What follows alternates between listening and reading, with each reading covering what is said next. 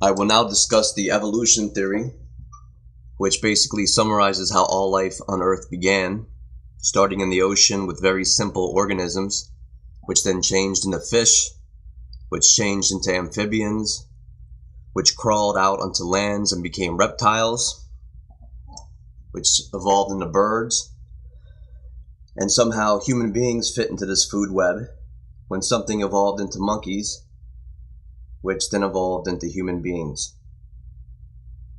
And if you study this, they state that they base the whole theory on the fact that these creatures have nuclei, or at least one nucleus. Anyway, we don't really see life change form around us. These food chains that they are describing, or levels of sophistication in nature, isn't a process of evolution. We see every plant or animal maintaining their position and integrity in the cycles of nature. We don't see simple organisms evolving into complex ones. Rather, they always would exist on their level of genetic coding. A human being starts off as a tiny group of cells and grows into a human being. A person didn't start off as ocean plankton and then evolve into a human being. He or she was always so. Yet it's hard to grasp the concept of beginnings, especially planetary beginnings. Yet from out of the fine matter state, these whole ecosystems were created at once. Fine matter, which physicists are always searching for and calling the God particle as they study subatomic particles. When they discover fine matter, it will account for the mass which holds the universe together in star systems, galaxies, and planetary orbits. Essentially, fine matter is pure human consciousness. This spiritual consciousness writes all atomic and genetic code which materializes through subatomic particles into reality. Energy to mass. The planet must go through its cycles before being best suited for human life, so Earth goes through very chaotic beginnings before human life appears. When we see telescopic images of stars forming, we first observe a cloud of gas. This cloud consists mostly of hydrogen atoms, which then superheat and combust into stars which fly out into space. What created this cloud, this gas cloud in space? Did it just appear on its own? No. The hydrogen atoms materialized from fine matter. The same principle is true concerning the creation and development of planets, only it's much more complex. Instead of creating simple hydrogen atoms to burn in a star in space, the creator must write endless genetic code and atomic structure. Then, from out of the fine matter, a cloud of particles begin to form the basis to what will later develop into a planet orbiting a star capable of supporting life. However, the scientists today have nature explained in evolutionary charts and have on display the impressive fossil record, and then some. The point of interest in these museums is the Neanderthal skeletons, first discovered in the Neander Valley in Germany in 1857, which seemed to have instigated the Darwinian model of evolution from ape, only to find out that the Neanderthals didn't only predate humans, but lived at the same time as well. This defeated the idea that humans evolved from the apish-looking Neanderthal. A study into what is known about the Neanderthal will shed some interesting light onto this being. First, it suffered from vitamin D deficiency, showing that it didn't get much light. This prompted scientists to state that in an ice age, you didn't get much sun. But this doesn't make much sense when you think about sunlight available in colder climates. Another strange report based on scientific studies of Neanderthal bones is that the Neanderthal ate as much meat as an average wolf. Scientists explain this as it could not figure out how to scavenge for other types of food after it managed to survive an ice age, and it died off. Another finding was that the Neanderthal may have been cannibalistic, even though they'd give each other ritual burials and make sophisticated tools. So here's a being who doesn't get much sunlight. He eats more meat than an average wolf. Is very intelligent, but may have been cannibalistic. The tallest skeleton, identified as Neanderthal, is around 5'10", had thick bones, and looked extremely strong. The Neanderthal's cranium was larger than modern humans today, meaning that it had a very large brain. The Neanderthal also had very prominent facial features, such as a massive jaw and a pronounced lower face, giving it a chimp-like appearance. Based on powdered bone analysis, the Neanderthal DNA sequence differs substantially from modern humans. And the last notable report of scientific study about the Neanderthal is that based on this mitochondrial DNA study, the human being is genetically more similar to a chimpanzee than a Neanderthal is. I will explain how this all makes sense, yet baffles scientists, especially those looking at this from an evolutionary perspective. If you do a search for the evolutionary model from chimp to modern man, you'll find that there really isn't one. Maybe you'll find one of these more honest ones here that highlight the errors of the theory of evolution. But the most scientific charts, which will be found in museums, for example, is less like a model and more like a hodgepodge collection of freak skulls arranged into a web-like pattern. Imagine fleshing out this sordid cast. Look, the gang's all here. Look at this guy. This isn't a freak show from hell. This is your family tree. And we got the nice little Neanderthal man all the way up front and center here. Now this may look impressive to some of you scientific types, but the truth is that most of these near-human creatures they keep dreaming up don't even exist. Even so, we still have some nice plaster fossils all lined up at the Museum of Natural History along with their class photos here. Most of these guys look like chimps with nice dental work. And some of these archaeologists have been known for presenting skulls, chimp skulls with filed teeth. So I have one request when looking at all these skulls. Show me the original fossil remains. In the past, the scientific community, looking up to prove the Darwin theory of evolution, have built up whole creatures out of just one tooth. They have been caught combining the bones from 2 or more different types of animals and mixing together human and chimp bones to create their missing links. Still, these recreations appear as fact, and the museum dreams up the fossil evidence, combining 2 or 3 different bones, and then fleshing out the rest of the skull as they see fit. So we must demand to see the original fossil material of some of these questionable artifacts that appear in museums or in the National Geographic magazine as the Java Man or the Hobbit creature.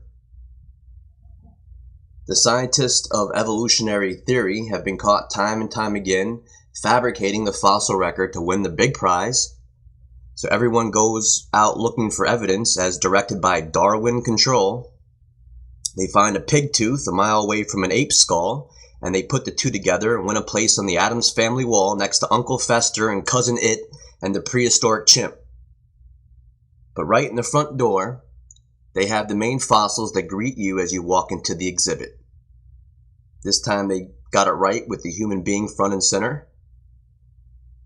And to his right, you have a chimp skeleton. And to the left, we have a Neanderthal. It's almost as if the museum is quite sure about these 3 organisms. All right, we know that humans exist. We know that chimps exist. And due to complete fossils found of Neanderthal skeletons and skulls, we know they existed, but we are not entirely sure how or if these skeletons are related. Meanwhile, other skulls, which should be identified as Neanderthal, have shown up from later times. Only now they are larger, especially their cranial capacities, So due to these abnormalities, scientists have ignored their Neanderthal-like facial bones, zoned in on their giant skulls, just to state they are the result of normal human body modification. That's the official story. And there's a whole dialogue of junk coming out of that corner. So it may be a little uncomforting to consider the possibilities that now, thousands of years after the primitive Neanderthal lived, there is now discoveries of skulls, even larger than the Neanderthal, but bearing the same facial features. Only now these advancing Neanderthals are hobnobbing with the royal and priest class of ancient human civilizations.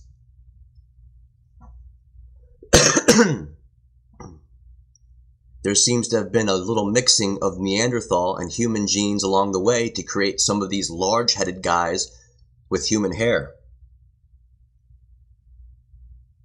Now let's stop right there for a moment and discuss another issue regarding the similar DNA scales of man and chimp. To quote a research geneticist at the University of Florida, quote, "To save money and time, the chimp genome was assembled using the human genome as a template, due to the presupposition that humans evolved from the same line as chimps." So right off the bat, they're a copy of each other. So they line up the two charts, and what doesn't line up between a chimp and a human is considered junk DNA by some scientists.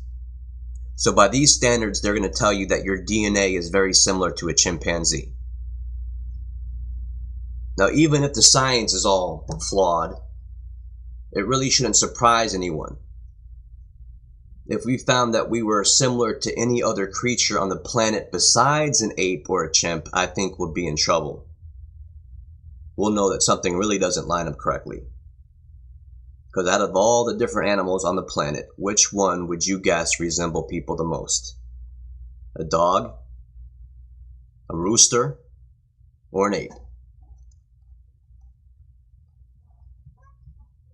So it's most interesting that a Neanderthal, which looks like a chimp, which looks more chimp-like than a person does, is actually less similar to a chimp than a person is. So that sounds a little funny. That sounds like something has been changed with the Neanderthal genetics to make them less similar to this, as they're depicted, and more similar to... So let's discuss the Neanderthals' development into some of these taller beings with massive jaws and large conehead skulls. Apparently the scientific community isn't interested in this because they're too busy recreating the falsehood known as a missing link, while ignoring the evidence right before their eyes. They state that these skulls are from normal human beings whose parents tied boards to their heads as babies to modify their skulls. But some of these skulls have twice the cranial capacity of modern human beings, which would mean genetics. In fact, some of these skulls have extra holes called foramens, which allow for more nerves and blood vessels to these massive heads. Another fact about these conehead skulls is that they have been formed differently than human skulls. When a skull is forming in a child, the plates grow and fuse together with suture bones, which look like stitches that divide the skull up into plates. These conehead Neanderthal skulls have not been formed the same as human skulls. They have different plates and suture bones, and they have extra openings for more arteries and nerves.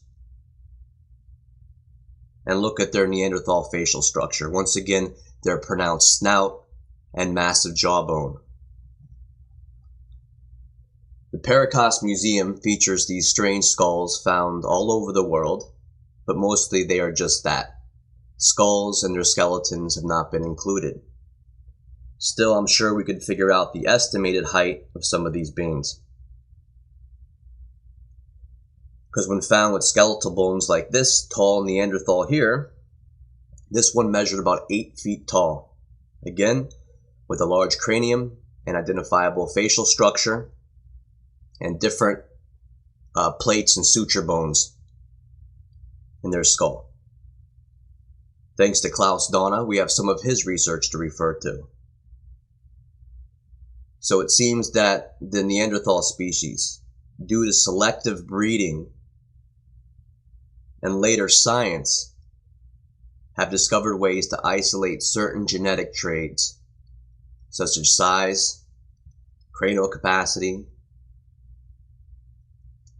and as a race they developed into larger, smarter, and faster beings from their disease-prone, vitamin-starved, and 6-foot-tall ancestors. The Neanderthal was always interested in reproduction and genetics. Seen here are medical instruments, which were used in surgery and births. They are made out of Luddite and carry the very distinct look of Neanderthal craftsmanship.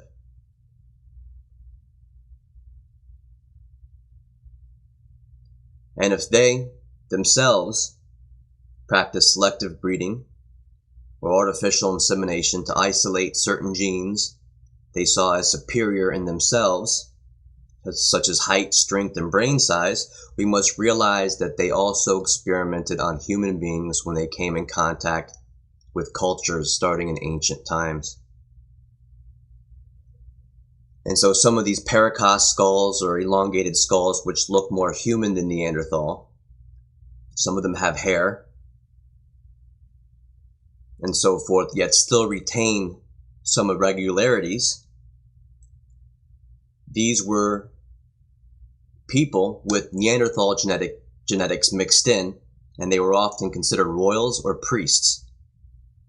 They found these beings buried in elite places with gold and valuables. So the tall Neanderthals approached human civilization in ancient times and played God. They set up the priest class and the royalty to set the example to others that the Neanderthals were to be worshipped and emulated, and whole civilizations were consumed by these cults. Due to these run-ins, still today people possess a small percentage of Neanderthal DNA, and this is why. If these royals and priests were worshipping the Neanderthal beings with all these sex rituals and human sacrifice, it would not be difficult for the Neanderthals to abduct people or impregnate women and tamper with human beings' genetics. And the child would come out looking more similar to his Neanderthal relatives, and he or she would be regarded highly by this possessed culture and possibly go on to be a priest or a royal. Many of these civilizations have come and gone, as is the nature of destruction, and the control shifts to a different part of the world. The Neanderthals are a genetic creation which was seeded on Earth before humanity came in from the fine matter state. So the Neanderthals developed first. They had these sophisticated medical tools made out of Luddite. They also understood where babies came from earlier in their development. They have this genetic disc that depicts sperm, egg, and zygote and so forth. They have depicted themselves, large-eyed Neanderthal beings down here. They're shown male and female. And up above them, they show two more interesting figures, but not exactly Neanderthal. These are depictions of their creators, almost perfect illustrations of Drax with its large frog-like eyes. At this time in their development, the Neanderthals assumed or were led to believe the beings from Alpha Draconis were also male and female, which they are not. They are an asexual hermaphrodite. The Drax are very tall, 8 to 11 feet tall at least. They have very large craniums and enlarged eyes, and the Neanderthal attempts to isolate as much of its Drac genes as possible.